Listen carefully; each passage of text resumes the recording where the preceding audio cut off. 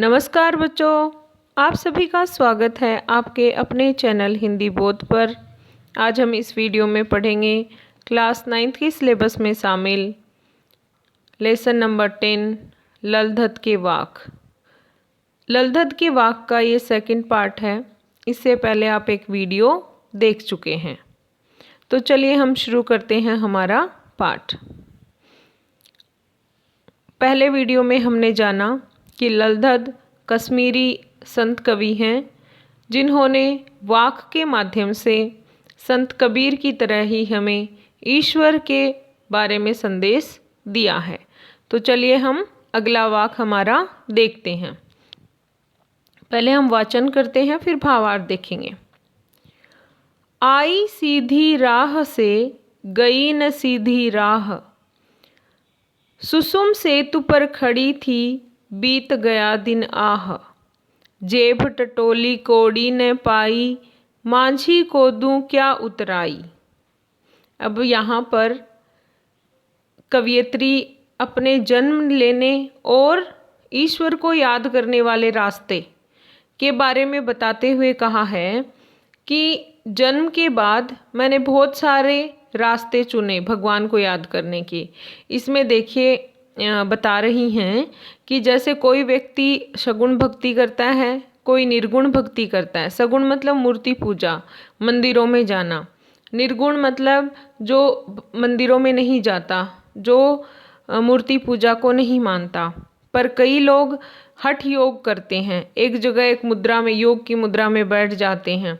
तो ये अलग अलग ईश्वर को याद करने के जो तरीके हैं उसके बारे में कवयित्री क्या कहती है कि मैंने जब जन्म लिया था तो वो ईश्वर को याद करने का जो माध्यम था वो सही था, पर उसके बाद जो विभिन्न मार्ग हैं, अलग अलग जो मार्ग हैं, उनमें मैं भटक गई। सुसुम सेतु पर खड़ी थी। ये देखो, हठ योग के माध्यम से भगवान को जो याद करने का तरीका है उसकी बात कही गई है। और क्या कहा है? बीत गया दिन आह, अर्थात मेरा जो जीवन है वो ढल गया, वो जो समय है ईश्वर को याद करने का वो व्यतीत हो गया। जेब टटोली कोड़ी ना पाई। जेब मतलब पॉकेट, टटोली मतलब सर्च करना, खोजना।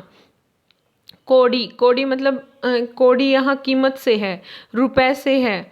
जैसे कि कभी कहते ना मेरे पास तो कोड़ी भी नहीं है, अर्थात कुछ भी नहीं है, बिल्कुल खाली हूँ, एक भी रुपया नहीं है। तो वैसे यहाँ पर क्या कहा है कि जेब टटोली कोड़ी ना पाई। मैंने जब अपने आप को देखा तो मेरे पास कुछ भी नहीं था। यहाँ किस लिए ये कहा है कि मैंने आजीवन, जीवन भर ईश्वर को जो याद किया वो तो मेरे पास कुछ भी नहीं था याद किया हुआ, या भगवान के लिए जो प्रयास हैं, भगवान को याद करने के लिए जो कार्य हैं वो तो मेरे पास बिल्कुल भी नहीं थे। मांझी को दूं क्या उतराई। मांझी मतलब ईश्वर, जो उनको भवसागर इस दुनिया से पार उतारेगा, तो कहती हैं कि उनको मैं क्या दूं। माझी कौन होता है?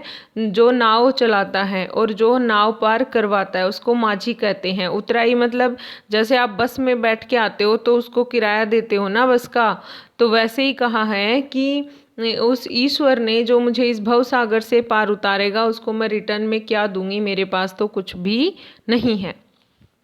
चलिए इसका भावार्थ मैंने आपको बताया है और हम लिखेंगे कैसे वो देख लेते हैं।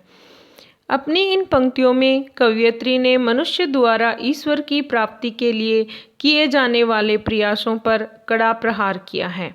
यहाँ कवयित्री कहना चाहती हैं कि अपने जीवन की शुरुआत में उन्होंने ईश्वर की प्राप्ति के लिए शुरुआत तो की, लेकिन उसके बाद उन्हें यह नहीं समझ आया कि कौन सा मार्ग सही है। कौन सा मार्ग सही है का मतलब यहाँ पर है कि कितने सारे रास्ते लोगों ने भगवान को याद करने के बना रखे हैं, इसलिए तो राह भटक गई है।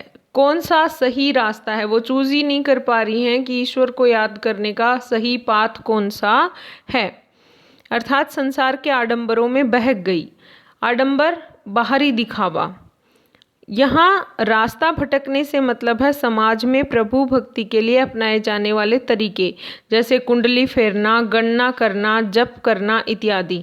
परंतु ये सब करने के बाद भी उनका परमात्मा से मिलन नहीं हुआ, इसीलिए वो दुखी हो गई कि जीवन भर इतना सब कुछ करने के बाद भी उन्हें कुछ हासिल नहीं हुआ और वे खाली हाथ ही रह गई। उन्हें तो अब ये डर लगा रहता है कि जब वे भवसागर रूपी समाज को पार करके ईश्वर के पास जाएंगी तो परमात्मा को क्या जवाब देंगी। परमात्मा अर्थात ईश्वर। चलिए अगला वाक्य देखते हैं।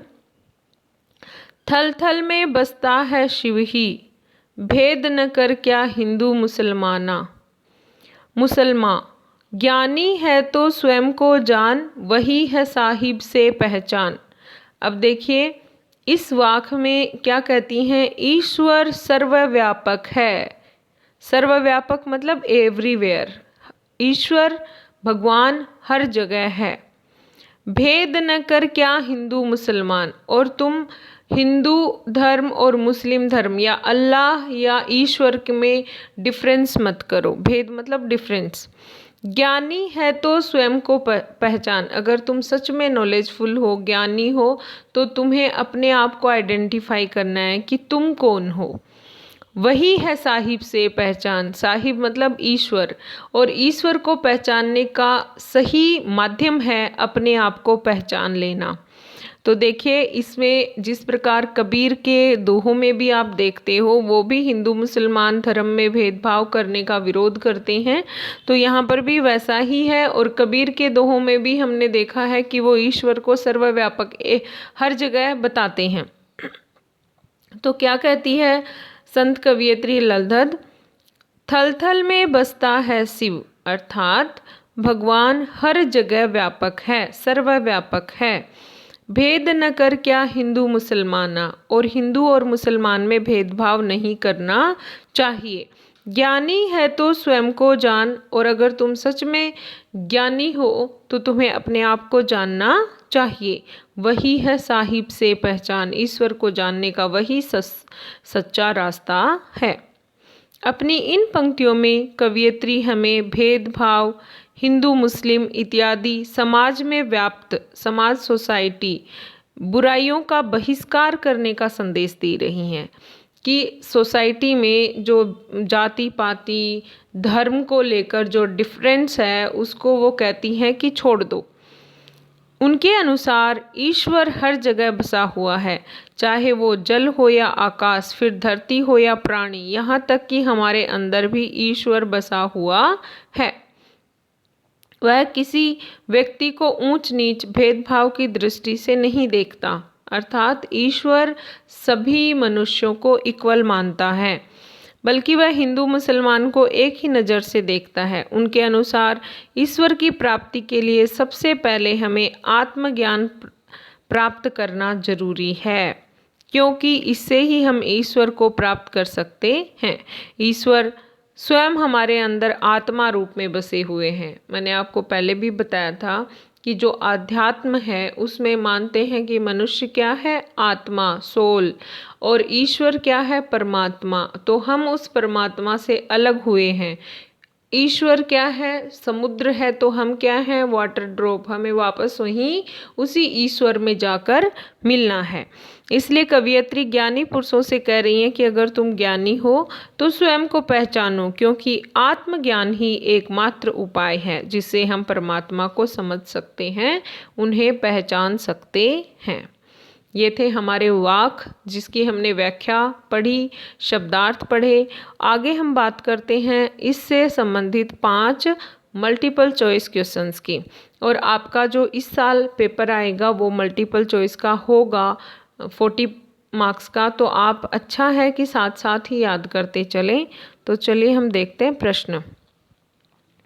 गई न सीधी राह पंक्ति में कवियत्री किस मार्ग की पर जाने की बात कहती हैं? घर जाने का सीधा रास्ता, ईश्वर को याद करने का पथ, मंदिर जाने का सीधा रास्ता, या सभी उत्तर सही हैं? तो इसका सही उत्तर क्या होगा? गई न सीधी राह अर्थात ईश्वर को याद करने का पथ। ख उत्तर इसमें सही है।